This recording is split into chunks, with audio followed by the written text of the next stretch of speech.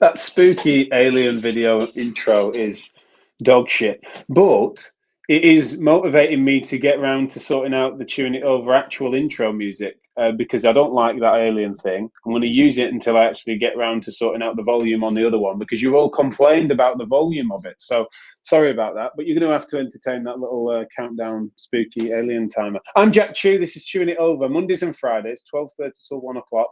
We're going to be discussing all things that are interesting to me. But sometimes that's only me. But occasionally you join me and you can join me live and you can participate by asking questions and commenting and heckling in the chat functions. This gets streamed to YouTube, Facebook, LinkedIn, Twitch. I've probably missed something, Twitter. And talking of Twitter, today's guest, so this is the first guest of 2022, and is someone that I met on Twitter or Tinder, I can't remember, but someone that I've interacted with more recently that has really sort of embodied what I feel needs to be a movement away from a narrow, quite rigid sense of professionalism, as well as this veneer of constant lofty excellence that everyone wants to perpetuate when it comes to MSK practice. I feel like he toes this line really well, really enjoyed his presence, and I felt like it's a perfect guest to kickstart 2022 with. And so hopefully, as long as all the tech is behaving itself, then I will get stuck into that interview. As ever, you will be able to join us, and we would love to hear from you. I know what you guys are like when it comes to new guests and stuff. You hardly say anything, and in the last few minutes, you start asking questions and weighing in with comments and your thoughts. Try not to do that today. Try not to do that this year.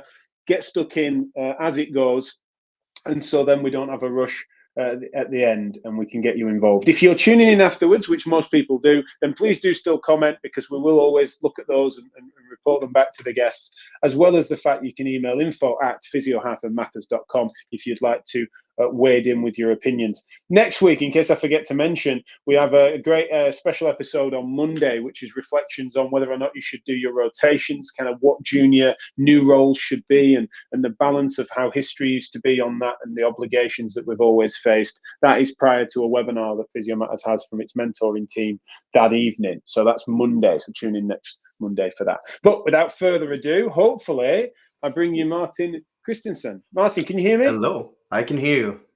Fantastic. Hello, Good. You're coming through loud and clear. Right, let me get that logo out of my face. Perfect. Thank you so much for joining me today, and Happy New Year. Could you just introduce yourself a little for the listeners to start off with? Well, yeah, I can. Thank you for the intro, by the way. My name is Martin Christenson. I'm a Norwegian physio. Grew up in the north of Norway, above the Arctic Circle. And I'm running my own clinic, my own practice here in the middle of Norway on an island called Herøy. So that's what I do. Yeah. Brilliant. That's great. And so, as I mentioned, we bumped into each other online, and one of the things that really sort of stood out for me was that you felt like you clearly were wanting, I don't want to put words in your mouth because I do just want your general reflections on this, but you seem to have been wanting to highlight the imperfections and the admissions and the sort of things that people maybe were holding back on admitting and saying. And I feel like it really was holding a mirror up, even to me, someone that's quite outspoken and usually reflects and doesn't mind a bit of self-depreciation. I think even I wasn't really doing the warts and all bit that you were. So just tell me about how that started and why you decided that was important. Well, yeah, I think on Twitter it's just grew, emerged maybe, because early in my Twitter days I tried to be like everyone else and put on, and I quickly realized that no, I can't hang with this. I can't do this. I'm not this person. I don't understand statistics. I don't understand that shit and the things over that, and I just kind of grew tired of trying to be someone I'm not. Yeah. So do you think, is that part of your analysis for Twitter then generally, or social media generally, is that it's all false or some of it's false or the majority? Like, what's your diagnosis? And so I think all social media are highlighting ourselves. This is the people on mountaintops, the people skiing, their best efforts. It's the, quieting everybody down and taking a picture of this moment and going back to arguing and saying ugly things to each other. And that really gets me going. That just irritates me. Just, Right. oh man, yeah, Because it's, yeah, and that is it is performative, and I think that that's one of the things that's really I found it so interesting about your stuff is that, it's hard to fully inoculate yourself from it, because to some degree it is a performance and it's only a snapshot of you, yeah, but then it still has its utility. So the best way to sense check it is through a sense of peer review, and sometimes a bit of fun and satire, and like recognizing yourself in something that you wish you didn't recognize yourself in yeah, can be a really useful tool. And I certainly have found that with your stuff. You've gone a bit further though in terms of then giving out what you've, physio confession of yeah, the week or of the moment. Do they just sort of come to you where you realize that this is something that I'm doing, but I yeah, wouldn't, typically you wouldn't then admit to? yeah, How did that emerge? yeah. It works exactly like that. We're all doing it, and nobody's talking about it, and we all think that's no one is doing it or pretending not to do it. Yeah. So I was like, fuck, I'm doing it. I'm doodling. I'm guessing. I'm winging it. I'm tired. I'm second guessing that I do mistakes and everything. So, and people weren't really talking about it. We were pretending to be someone we're not. We're pretending to be physiotherapist, but I'm Martin. Right. And that's just so. When I couldn't, uh, you know, run with the big boys on Twitter and understand everything and read research and take that course, coming with advice, what could I do? Be myself. So Well, and it's a funny one, isn't it? Because I think what I think is really interesting in this is, shouldn't that be the default for everyone, is to then yeah, think and even if it comes to some of those interesting and lofty topics, because let's not pretend that some people aren't that way out and yeah, don't love talking about confidence in intervals and statistics and nitty gritties of musing over the shortcomings of an RCT. That might also be a part of them, right? And it is. yeah, But when it's not, I find it fascinating that people don't naturally default to being like, well, let's be myself, and then maybe be a version of myself, granted, because it's only a snapshot of it, but yeah, still keep it tethered to some character, which is yeah. why I find that to be interesting with your stuff, because you do not shy away from then, No, allowing yourself and your humor to come through. But that does face its challenges as well, because there is something, there is a professional responsibility that is upon us with regards to, say, working with vulnerable people and being, but then also it's a bit of a illusion that we suddenly have to be presidential, lofty members of society, as if we can't be ourselves or can't be people first, like you described. yeah. So how do you think we toe that line? And is that again just more about you being you, or has that been a bit more thoughtful? Probably, well, mostly me being me and thinking about it. But who actually told us that that the experts was the standard? Who the fuck said that? And why do we all have to be experts on everything? And who told us that to be professional, you have to be within this box when it's more about being what's the minimum?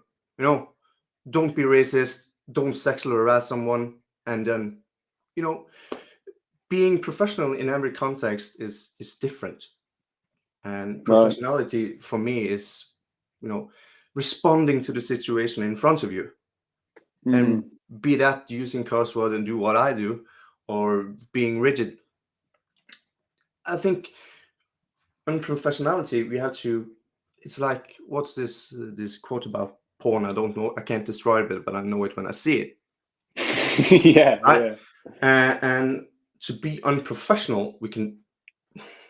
It's hard to look at us. It's a tough question, isn't it?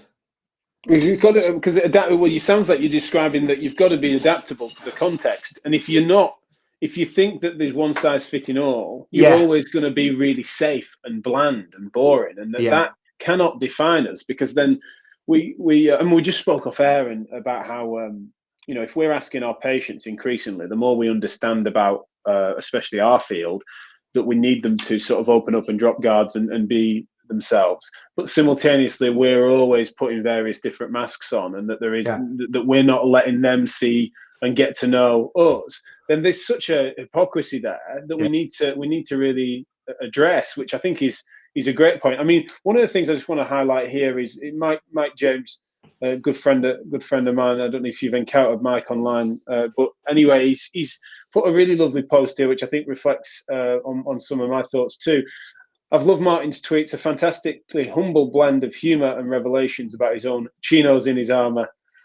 If he's meant to put chinos there, but if it could be chinks in his armour. But anyway, I love that. What I love is the fact is that he finds a really great way of doing this without ever stepping anywhere near some perceived unprofessional, and then I can't read the rest of it, behaviour.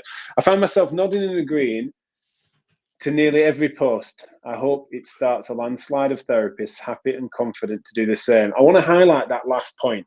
Is that a side effect of what you're doing, or is that actually something that is at the heart of your goal? Are you trying to get and hopeful that more people will open up? I hope that more people will open up. Of course I do. And me myself, when this started going on and I just found out that, okay, this is me, I can't do the other things, I found myself getting happier in my work, more confident, strangely enough, and just enjoying myself more because the mask was gone. Yeah, good. Good. Just before I would listen, no, could be this, could be that. Now, I don't know. No, let's be honest. What do you think? Let's just talk about MSK competence then, because I think that's a really important point. What made us kid ourselves? Because it's hilarious. Because you think of any bell curve, who are we kidding to pretend that the true expertise is the mean? Because it can't be, because then it wouldn't be the mean. So bringing the floor up, MSK competence. What is the bare minimum? Which I know is probably less trendy, but how can we just be good at what we do without pretending that we're great? What do you feel that have you given any thought to what that is, what that looks like for you? Oh, competence. I think you was into it right now. You have a bare minimum, right? And then you got everything in between. And being competent what is that? Really? It's not the expert level, it's not being shit. But it doesn't mean that you're a bad physio if you don't know everything about shoulders or hips or knees. And competence can be so many things. You can be a decent human being. You can be you can be someone holding someone else's hand while the journey goes on. And I think that this is about competence is probably. I think we're really under the stressor of our own biomedical lens, or how it used to be. There was a right answer to a right problem, and we just find it. So there's a right set of knowledge to sort this out. But competence isn't that. Competence is a gray area, and it's not black. It's not white. I think we need to approach competence a little bit broader, and not defined by a set of rigid skills. Right. And once we've done that, we can probably realize that, this is going to sound cheesy, there's some good in all. Gotcha. Yeah, well, that's the thing. If everyone can recognize themselves and then work to their strengths, pick up on their weaknesses, but meet that basic threshold. I think one of the things it reminds me of a bit is that my last show of last year was with Brad Neal, and he was talking about threshold concepts in education and stuff. And it's like, I think it speaks to that, doesn't it? As to let's have an open dialogue about what that means. Making sure we're safe, making sure we're not certainly deceiving people. Make sure that there's an appropriate baseline ethic with regards to aspiring to help people. But what you've nailed there with MSK, especially as the evidence that's emerging in this direction, is that sometimes we are just We are just partnering, holding the hand of, supporting, going alongside someone whilst they're undertaking part of a journey. And that guide, that coach type model, rather than fixer healer, Yeah, I think that we exactly. kind of are trying to grow out of the perception, but then maybe not embodying it by then changing some of the more rigid, as you described it, styles that sometimes people feel that they're obliged to do. They're reforming their practice when it comes to delivery, but they're not reforming their own style and their own interactions with how they're presenting themselves in the world. And I think that I think it's a really interesting angle that we need to all consider. Yeah, and you briefly mentioned this about adjuncts and treatments and different things, and I think this needs to be said as well. I think that competence, we have a sort of lower bar, I would say, of competence without kidding people, fooling people, and yeah. But moving that aside, what have we been the last couple of years? What has emerged more and more? Is communication, it's being with the patients, understanding the patient, and seeing the person in front of you, their life and everything. And I feel that we're forgetting ourselves all the time. Mm. And we're 50% of the interaction. Right. And we got the communication experts we're trying to listening to, telling us that we need to approach this as friends talking in a pub. And you're sitting in a suit and tie and sticking needles in. For Yeah. me, that don't match at all. Sure. At all. Mm. And I think that's a really good point. I think because healthcare providers just generally felt like there was just this inherent need and duty and obligation to step up, especially when you think about the pandemic. We were all, what was it, 6 weeks to flatten the curve. So yeah, everyone thought, for a time, I can do that. Let's put our capes on, and there were a lot of those sorts of superhero metaphors sloshing around. That, as the pandemic has dragged, it has meant that there has been a bit of self-neglect for therapists, where they've always been sort of dutifully, thinking of patients, but not really reflecting on the fact that there is a falsehood that they're towing, and they're not necessarily then looking after themselves as well as they could do, and probably not adjusting to a world in which communication, if it's going to be primary, it can't be rote learned communication. It needs to be authentic. It sounds like you're reaping the rewards of having been more yourself online, and also I see no reason to think that that's not translating to your practice, because that's exactly what you're telling us online. But what can you talk us through what benefits you feel there are from just opening yourself up, especially as publicly as you have, to then just say, look, there shouldn't be a relevant difference between me, the person, me, the clinician, and me, the internet version of myself. oh, that's a tough one. I don't You know. mentioned Yeah, mentioned improved confidence, which surprised me a little bit, yeah, because I don't, that's one that people would be most concerned about sometimes, is that they would feel a bit intimidated by being themselves or showing too much. But you feel like it's actually yeah, improved. yeah, yeah. So that's probably the best, most of the benefits. I watch that. I'm quite more relaxed. I'm chilled. I don't take failures as hard. I don't take not knowing exactly what's going on that to hard anymore. And yeah, just the confidence of not stop playing the game, but knowing where you're at. And most of us are we're Sunday leaguers. Most of us. We're not Premier Leaguers.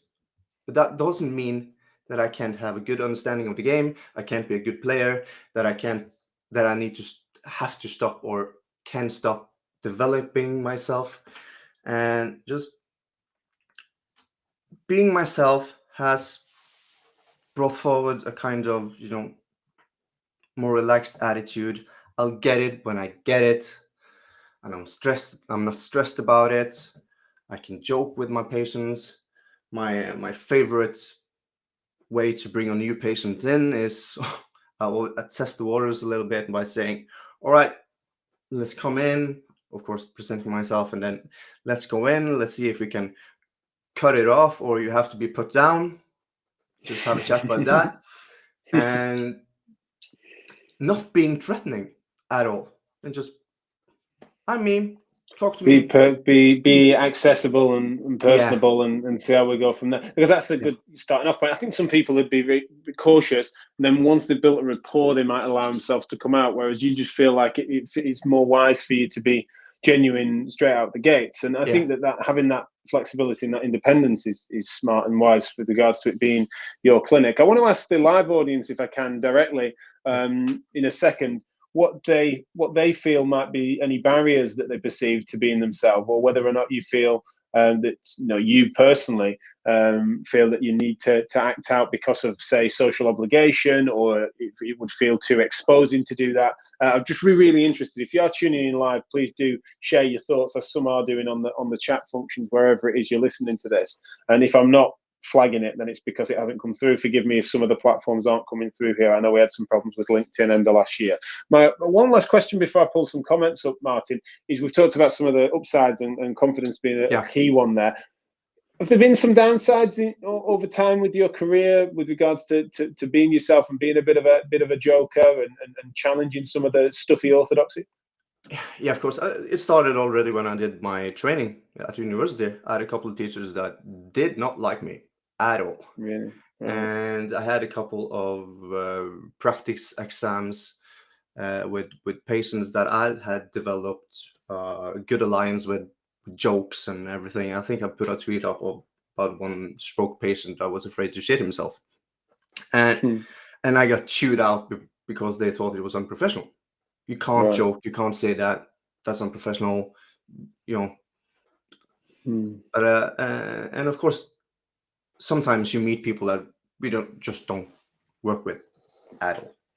But I'd Mm. rather have that class sooner than 8 sessions down the road finding out, well, this Sure. isn't working. Then I Sure. probably wasted their time and they have wasted my time. And Mm. so, of course, there's going to be crashes when you're being yourself. Not Gotcha. everyone loves me. Almost. It's like 98%, but those 2% are pretty hard. Absolutely. No, So, absolutely. yeah. I see what you mean. I've got a comment here from Jenny Archer, which is really interesting. I've smiled and laughed my way through most of my professional life until I started to listen in to social media and realized how our physiotherapy professional standards, language, and competence had slipped. I want everyone to love physio, but respect as well. I just wonder what your thoughts are on that, Martin, because Jenny's reflecting on the fact that she felt that things have degraded via social media. Oh, yeah, I can see why she thinks that, but I think it depends on how you read it. For me, the change in social media has been more optimistic than pessimistic. I see that a lot of people are reacting to, let's say, Meekin, Spen Cormac, and Greg Lehman before saying this doesn't work, this doesn't work. Well, please tell us what does work. But I kind of read it like everything can work. So play around with it. So I see a much more positive improvement. But so I think we're on two different sides there. Mm. Yeah. Yeah, it certainly seems that way. I mean, what do you think about how? Because do you feel that you have got a particularly thick skin, or that you go about this because you kind of there isn't much there that would either offend or bother you, and therefore you can go about that? And so, if someone is a bit more of a not necessarily oversensitive, but just has a bit more of a disposition that would be taken aback more, they feel a little bit less welcome. Yeah. Well, first of all, I don't think I have thick skin. Man, I've been lying awake thinking about responses to my tweets all the time. I had a comment on Facebook for one tweet, Really? and I just kept talking about it for a week with my wife, and she told me to shut up about it. But I think it's so personal. What is troubling me is that on social media, we're lacking much of the context. We're lacking non-verbal communication. We're lacking the luxury of watching someone talk and to interact with someone, and we're taking out of this what you are taking out. We can't. This. My point is that we're taking out our own subjective opinion because we're lacking the context, and so social media can be a downfall, and it can also be optimistic. So I think that's hard. It's hard to do, but I think the lack of context is one of the things yeah, that means that the argument degrades, doesn't it? And I think one of the yeah, arguments to be made in favor of this style is one that means that you don't have to get sucked into a really deep argument, because we know that it's kind of the contextual differences are going to be hard to explain yeah, in few characters, and that everyone's going to get tired over it. So arguments will descend. I think what's interesting as well is when we reflect on how things are perceived, it's very difficult to people think that erring on the side of like hyper politeness and being just cautious has no downside. Whereas actually, the way in which people feel that they need to be obligated to behave that way yeah, means that they just don't speak freely. Therefore, improvements and progress don't get made. They feel down about themselves because they might get caught up in that illusion that that is the way that the yeah. world works and that how professionals think and how professionals talk, etc.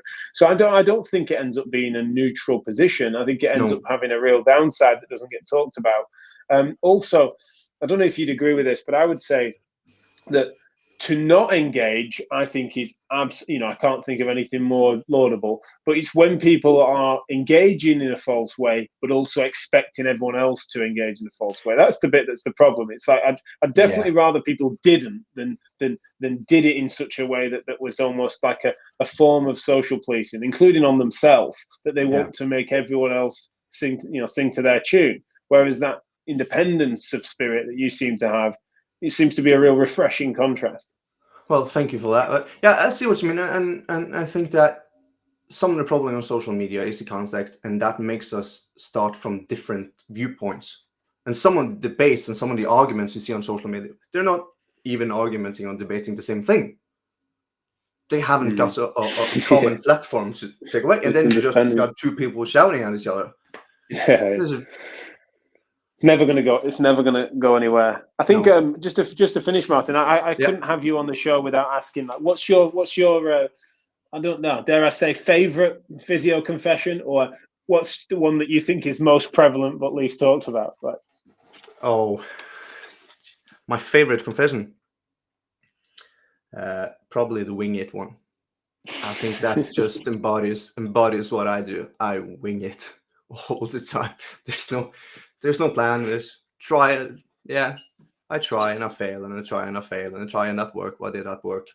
So yeah, because I probably think that one. I can't remember exactly how it was worded, but it was like, sometimes, despite my best efforts and all the investigations and stuff, I've just got to wing it, and I think we all can relate to that. It's just that rarely does someone then choose to make that a lead tweet, because they think that instead, yes, they might be humble, but it would be nested in a load of other things that elevate their other expertise. So Yeah, thank you for that style. Thanks for being your charming self. Been a pleasure to meet you, albeit online. I as look well. forward to having one of your craft beers sometime, because that's one of your hobbies, I understand. Yeah, I'm in my safe place now where I brew some good, some shitty, some just fine. Yes. No, that's brilliant. Yeah. Right. Thanks a lot, mate. And Thanks yeah, for do having me. tune in. No problem at all. Tune in next week. As I said before, we've got this interesting discussion around whether or not people should aspire to do their rotations, etc., for juniors in new positions. That's on Monday, followed by a webinar that evening by Physio Matters. So really looking forward to that next week, as well as having Ash James on the show, I understand, next Friday, which is cool, the incoming director of the CSP. So thanks a lot, and I will hopefully sort out the jingles and the outros and all that stuff by now. But because I've not got that video sorted yet, what we're going to do is I'm going to press stop, and me and Martin are just going to wave awkwardly until it cuts out.